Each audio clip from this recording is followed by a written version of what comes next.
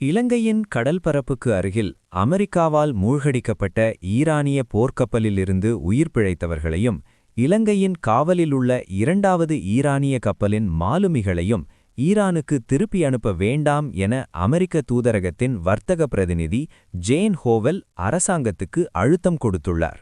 கடந்த புதன்கிழமை இலங்கையின் தெற்கு துறைமுக நகரான காலியிலிருந்து சுமார் 19 கடல் மைல் தொலைவில் இந்திய பெருங்கடலில் ஈரானின் IRS டேனா போர்க்கப்பலை அமெரிக்க நீர்மூழ்கி கப்பல் ஒன்று மூழ்கடித்தது.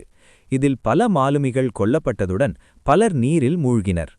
அத்துடன் இலங்கையின் பிரத்யேக பொருளாதார மண்டலத்திற்குள் சிக்கியிருந்த ஈரானின் IRS பூஷ்ஹர் என்ற துணை போர்க்கப்பலில் இருந்த 208 மாலுமிகளை இலங்கை கடற்படை நேற்று முன்தினம் வியாழக்கிழமை மீட்டு திருகோணமலை துறைமுகத்துக்கு அழைத்து வந்தது.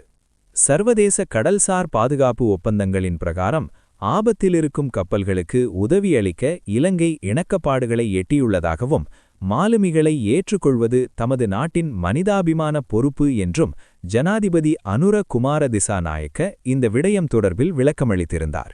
இந்த நிலையில் கொழும்பிலுள்ள அமெரிக்க தூதரகத்தின் வர்த்தக பிரதிநிதி ஜேன் ஹோவெல் மீட்கப்பட்ட 32 டேனா மாலுமிகளையும் பூஷர் கப்பல் மாலுமிகளையும் ஈரானுக்கு திருப்பி அனுப்பக்கூடாது என இலங்கை அரசாங்கத்திடம் வலியுறுத்தியுள்ளார்.